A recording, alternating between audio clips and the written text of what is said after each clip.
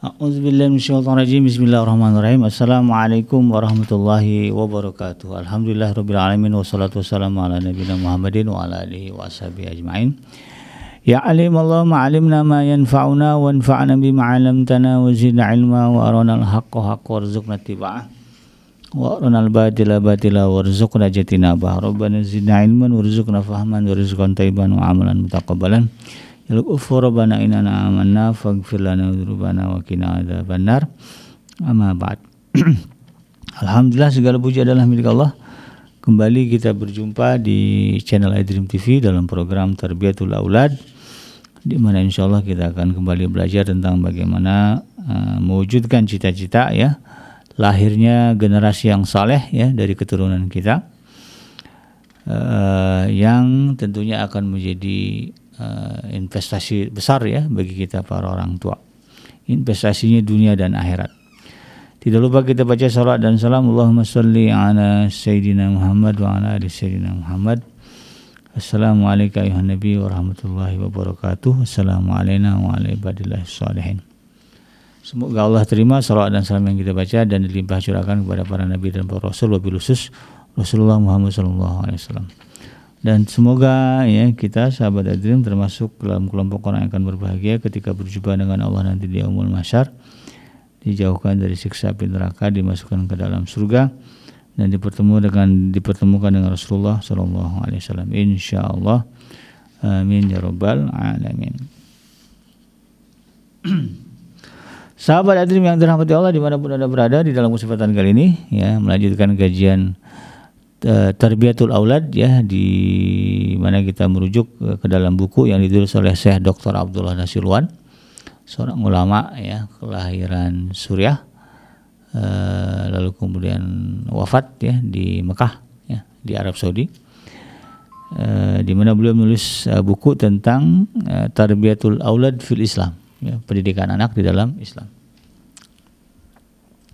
Di dalam hal ini sahabat iDream yang dirahmati Allah ya, masih berbicara tentang bagaimana mewujudkan atau memfasilitasi anak agar menjadi pribadi yang berakhlak mulia gitu ya, menjadi pribadi yang disukai di tengah masyarakatnya ya, adalah dengan mengajarkan anak kita tentang teladan Rasulullah SAW dalam keteguhan pendirian ya.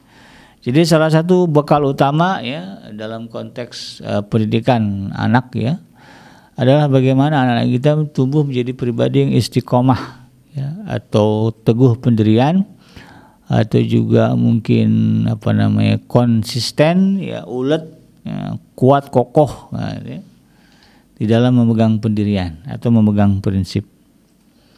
Karena anak yang tidak punya sifat ini ya, tidak punya keteguhan pendirian ya, repot. Nanti mudah dipengaruhi oleh lingkungannya ya. Kalau lingkungannya bagus lah, kalau lingkungannya jelek ya, nanti dia akan ikut jelek gitu kan ya. Di rumah bagus ya lingkungannya, sampai ke sekolah, sampai di kantor ya, ternyata lingkungannya toksik gitu ya, racun gitu ya. Banyak yang nggak benar. Wah, kalau dia nggak punya sifat ya teguh pendirian, dia akan terbawa arus. Di rumah pakai jilbab ya, di tempat kerja ya, di kampusnya dibuka jilbabnya. Ini repot juga. Nah, kita maunya anak kita istiqomah ya, di rumah dia pakai jilbab, di luar rumah dia juga pakai jilbab. Di rumah dia sopan santun, di luar rumah juga dia sopan santun ya. Di rumah dia care peduli, maka di luar juga dia care dan peduli. Nah, kita kan maunya begitu ya. Di rumah dia kalau ditanya anak apa hukum riba, haram pak. Nah, sampai keluar rumah dia juga tetap istiqomah dengan pendirian riba itu haram. Ya. Apa hukumnya mencuri? Nggak boleh pak, haram. Di luar juga sama, dia nggak mau mencuri, sehingga ya ada peluang-peluang ya untuk korupsi dia nggak ambil. Ya. Karena dia teguh ya memegang prinsip. Nah, dalam hal ini anak-anak kita juga harus diajarkan ya sifat keteladanan Rasulullah SAW dalam keteguhan memegang prinsip. Jadi memegang prinsip ini ya, keteguhan kita memegang teguh prinsip ini bagian dari sunnah Rasulullah SAW. Karena Rasulullah SAW kalau kita lihat di dalam riwayat kehidupannya adalah pribadi yang teguh tegas memegang pendirian, walaupun godaannya luar biasa. Ya, mungkin masih ingatlah kita tentang bagaimana dulu Rasulullah SAW ya ditawari ya oleh orang-orang ya petinggi-petinggi Quraisy ya, kafir ya, orang-orang kafir Quraisy ya. Ketika itu ya Rasulullah diminta untuk menghentikan dakwahnya karena mereka udah ngomong terang-terangan nggak bisa. Akhirnya datang mereka ya tokoh-tokoh Quraisy ini ke rumahnya paman Rasulullah ya yang paling dicintainya, yaitu Abu Talib ya. Lalu kemudian nego ya, mereka orang kafir Quraisy nego ya dengan Abu Talib. Mereka sepakat untuk menyerahkan apa saja yang diminta oleh Nabi Muhammad, tapi yang penting Nabi Muhammad nggak lagi menyampaikan dakwah gitu kan. Ya kata Abu Thalib, ya terserah anaknya, kalau saya sih setuju-setuju aja gitu kan. Kemudian Rasulullah dipanggil dan begitu sampai diceritakanlah ya tujuan mereka. Itu tadi ya, supaya kalau kamu ya pengen harta kita kumpulkan nih ya, harta-harta yang kita punya nih tokoh-tokoh Quraisy gitu ya, nanti kita kasih ke kamu. Kalau kamu mau kedudukan, kita siap kamu kita angkatlah ya jadi petinggi di kota Mekah ini, jadi pejabat lah gitu ya, atau jadi tokoh lah. Kalau kamu mau perempuan, kita carilah ya mana perempuan yang kamu anggap cantik dan pengen kamu nikahin, nanti kita kasih. Luar biasa itu kan ya. Udah sedemikian rupa itu ya, rayuannya, godaan. Tapi apa kata Rasulullah, seandainya matahari diletakkan di tangan kananku, bulan diletakkan di tangan kiriku ya, agar aku berhenti dalam berdakwah ini, maka aku tidak akan mau, tidak akan terima ya. Jangankan jadi raja ya, matahari ditaruh di tangan kanan nih nggak mau saya kalau bayarannya adalah berhenti berdakwah. Kan teguh itu ya, Rasulullah SAW luar biasa ya. Sekarang ini ya inilah ya, keteguhan memegang prinsip ini menjadi krisis ya, terutama di di lingkungan pejabat negara ya. Buktinya apa ya, sampai sekarang ya di Indonesia kasus-kasus korupsi masih menghiasi media, dan pelakunya ya kita nggak tutup mata karena Muslim kan rata-rata gitu kan ya. Non Muslim juga banyak, malah kasus-kasus kakap gitu ya. Tapi kan yang kita soroti yang Muslimnya itu kan. Kok bisa ada ya, itu tadi itu menjadi krisis. Udah jelas kok di dalam Islam korupsi haram gitu kan. Nabi sampai mengatakan ar-rasi wal murtasi finnar ya, orang yang disogok dan yang nyogok dua-duanya masuk neraka. Tegas itu kan larangan korupsi ya, tapi kenapa masih ada aja ya, orang-orang Islam ya duduk di pemerintahan ya, lalu kemudian terlibat praktek korupsi. Kenapa? Itu nih ya. Krisis keteguhan di dalam memegang prinsip tengah terjadi ya. Artinya apa? Ya, kita masih mendapati ya, orang-orang yang kemudian memegang posisi strategis ya di negara kita, tetapi kemudian tidak punya keistiqomahan di dalam memegang atau tidak memiliki keteguhan pendirian ya di dalam komitmen ya di dalam kebenaran. Ya padahal udah disumpah itu kan. Ya, kita nggak usah bicara agama deh, komitmen aja ya, teguh pendirian dengan sumpah jabatannya udah baik itu sebetulnya. Ini jangankan dengan itu ya, dengan sumpah jabatan Tuhan aja dia sepelekan, gimana itu kan. Nah, ini yang kemudian kita harus pahami. Nah, ajarkan kepada anak kita, kata saya Dr. Abdullah Nasirwan, tentang bagaimana prinsip ya dan bagaimana teguhnya Rasulullah di dalam memegang prinsip. Nah, itu kan. Sebagaimana Rasulullah tegasnya memegang prinsip.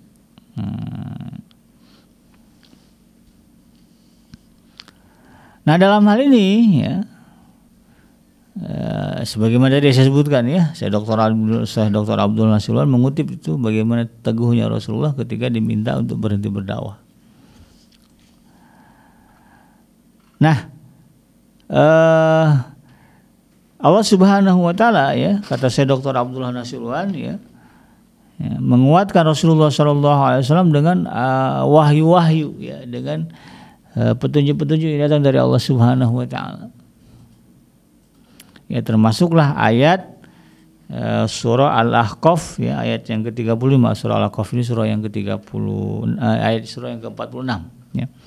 Allah Subhanahu wa taala mengatakan fasbir kama sabaru ulul azmi minar rusul. Maka bersabarlah kamu seperti orang-orang yang mempunyai keteguhan hati dan rasul-rasul ya, telah bersabar. Kan di dalam Rasulullah Nabi dan Rasul itu kan banyak ya, ada 124.000 ya Nabi dan Rasul, Nabi yang Allah utus ke alam dunia, dan sebahagiannya ada yang Allah kisahkan, ada yang tidak ya. Nah, Rasul yang Allah kisahkan di dalam Al-Quran ada sekitar 25 orang. Nah, di antara 25 Rasul ini ada yang Allah sebut sebagai ulul azmi. Nah, mereka adalah orang yang punya keteguhan, kekuatan, keagungan dalam urusan kesabaran. Ujiannya gede, tapi mereka sanggup bersabar. Bagaimana mereka bisa bersabar? Bagaimana bisa mereka bisa berpegang teguh ya pada pendiriannya? Yaitu tadi karena Allah Subhanahu wa taala memerintahkan mereka untuk bersabar. Dan hiburannya banyak gitu kan. Bahwa dengan teguh pendirian ini ya, kalau di dalam Al-Quran misalnya di dalam surah Al-Baqarah ayat yang ke-214 Allah mengatakan am hasibtum an tadkhulul jannata wa lam ya'tikum mathalul ladzina khalau min qablikum massathumul ba'sa wadh-dharra'u wa zulzilu ya hatta yaqula ar-rasulu wal ladzina amanu ma'ah mata nasrullah ala inna nasrullahi qarib ya. Apakah kamu mengira ya, bahwa kamu akan masuk ke dalam surga padahal belum datang kepadamu ya, ujian atau cobaan sebagaimana yang telah datang kepada orang-orang terdahulu sebelum kamu? Ya Allah pikir kamu bisa masuk surga dengan mudah ya. Padahal kata Allah dulu ya ada juga orang-orang seperti kalian yang pengen masuk surga tapi mereka sanggup yang menahan cobaan dari Allah ya. Digambarkan di sini masathumul ba'sa wadh-dharra, mereka itu dulu kata Rasulullah, kata Allah Subhanahu wa taala ya, ditimpa oleh Allah Subhanahu wa taala kesempitan dan penderitaan ya, atau malapetaka dan kesengsaraan. Wa zulzilu, dan juga digoncangkan ya, dengan berbagai macam cobaan. Saking dahsyatnya, saking beratnya, saking besarnya ujian itu, disebutkan di sini hatta yaqula ar-rasulu wallazina amanu ma'ahu mata nasrullah. Sampai-sampai mereka dan orang-orang, sampai-sampai Rasul dan orang yang bersamanya kemudian mengatakan kapan pertolongan Allah itu dekat. Saking dahsyatnya ujian itu mereka sampai mikir ya Allah kapan pertolongan ini datang. Maka Allah katakan ala inna nasrullahi qarib. Ketahuilah, yakinlah bahwa ya, pertolongan dari Allah itu dekat. Jadi ini juga bagian dari hiburan ya, bahwa Allah Subhanahu wa taala ya menghibur orang-orang yang memiliki keteguhan di dalam pendirian ini surga itu kan. Ya, dan Allah juga menjanjikan pertolongan ya, ketika diuji oleh masalah, menghadapi masalah yang rumit dan berat, jangan khawatir kata Allah. Nanti akan datang pertolongan. Maka dalam hal ini sahabat hadirin yang dirahmati Allah, anak-anak kita harus paham pentingnya keteguhan di dalam pendirian. Karena itulah yang diajarkan oleh Rasulullah SAW, sehingga kemudian beliau menjadi nabi, ya, menjadi rasul yang suksesnya luar biasa. Sampai sekarang ya, jarak kita dengan Rasulullah itu kan 14 abad, 1400 tahun. Tapi sampai sekarang ya orang-orang Islam itu ya merasakan seolah-olah Rasulullah masih hidup di tengah kita. Karena namanya sering disebut, nama orang yang paling sering disebut ya nama Nabi Muhammad SAW. Bahkan di Inggris gitu ya trennya itu sekarang Nama Muhammad itu banyak digunakan sebagai nama bayi ya di Inggris. Nama yang paling ngetop lah. Nah, ini kan menggambarkan bagaimana ya, suksesnya dakwah Rasulullah SAW. Nah, kesuksesan itu salah satunya adalah ya, ditopang oleh sikap teguh pendirian. Maka anak-anak kita juga harus punya keteguhan di dalam memegang prinsip, ya, terutama prinsip syariat, ya, prinsip agama. Paham mereka halal haram dan itu mereka pegang teguh, ini halal, ini haram. Ya. Demikian sahabat hadirin, mudah-mudahan bermanfaat, yang benar datangnya dari Allah Subhanahu wa taala dan yang salah semata-mata lahir dari kealfaan dan kelapan saya pribadi. Saya bikin imam penutur. Hasbiyallahu la ilaha illa huwa alaihi tawakkaltu wa huwa rabbul arsyil azim. Subhanakallahumma rabbana wa bihamdika asyhadu an la ilaha illa anta astaghfiruka wa atubu ilaik. Walhamdulillahirabbil alamin. Assalamualaikum warahmatullahi wabarakatuh.